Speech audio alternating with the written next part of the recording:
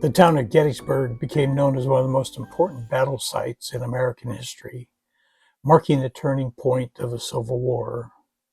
For 3 days, from July 1st through July 3rd in 1863, Union and Confederate armies brutally fought there during the Civil War. With an estimated 50,000 casualties, Gettysburg was the single bloodiest battle of the war. The battle ended with the Union victory and also ended Confederate General Robert E. Lee's second quest to invade the North. After the Confederate loss, Lee's troops fled back south with a wagon train of wounded soldiers. 4 months later, Abraham Lincoln came to Gettysburg and delivered one of the most famous speeches in American history, the Gettysburg Address. Conceived in liberty and dedicated to the proposition that all men are created equal. But little known to me during my first 2 visits here, Gettysburg has another important connection to American history, one that is especially interesting to baseball fans.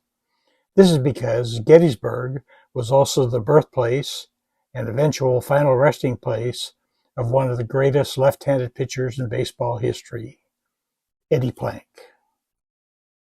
Edward Stewart Plank was born on August 31st, 1875, on his father's farm just north of Gettysburg, off the old Harrisburg Pike, just 12 years after the famous battle. Notably, Eddie's grandfather's farm was used as a Confederate field hospital during the battle. Later in life, called Gettysburg Eddie, he did not play until age 17, when he started playing in local teams. At age 22, he played for the Gettysburg College team. When he was 25, he was noticed and signed a minor league contract. However, the next year he was recommended to Connie Mack, who signed him, and Eddie made his major league debut that season with the Philadelphia Athletics in 1901. Plank would remain with the Athletics most of his career. Plank, a left-hander, relied on control, intelligence, and an unusual delivery. It is said that Plank took so much time between pitches that the crowd started counting the time allowed in an effort to speed him up. I'm certain the pitch clock would have not been to Eddie Plank's advantage, though I'm sure he would have found a way to make it so. He was not known as the hardest thrower of the era, but he was remarkably effective and incredibly durable. Over a major league career that lasted 17 seasons, Eddie Plank won 326 games, pitched 410 complete games, recorded 69 shutouts, and had a career earned run average of just 2.35. For those of you interested in such things, Plank had a lifetime WAR of 91.5. When he retired in 1917, he had won more games than any left-handed pitcher in Major League history, since being eclipsed by Warren Spahn and Steve Carlton, both who played more than 20 seasons as compared to Plank's 17. He was a key member of the Athletics teams that won 3 World Series championships, teaming with the likes of Charles, Chief Bender, and Rube Waddell.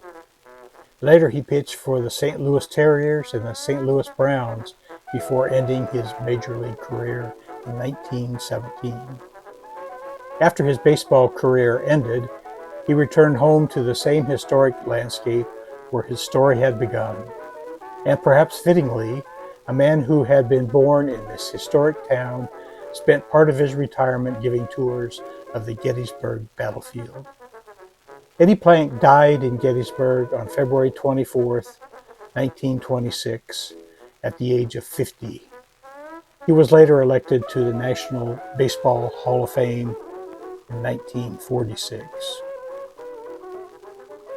Last week when I visited Gettysburg, having previously toured the battlefield twice, I did so with the express purpose of seeing Eddie Plank landmarks, including the land where the farm on which he was born once occupied, a plaque at Gettysburg College,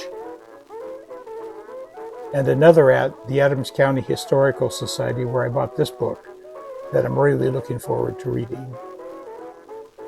His final home at 343 Carlisle Street, and his final resting place in Evergreen Cemetery. And that's one of the things I enjoy most about collecting baseball cards. Though I don't have any Eddie Plank cards yet, they can connect us to real people and real places across America. A card can be more than a picture of a player. Sometimes it can lead you to a place, and sometimes that place has a story that goes far beyond baseball. And not to be forgotten is food. A great place to dine is a restaurant in downtown Gettysburg called Gettysburg Eddie's. We had really good food there, surrounded by photographs and memorabilia celebrating Eddie's career. If I was you, I'd also make a special point of touring the battlefield and monuments and get an understanding and perspective of the Civil War and the brutality of the Battle of Gettysburg. Also worth visiting is former President Dwight D. Eisenhower's farm just out of town. Thanks for watching and coming along with me. You all come back now. Here?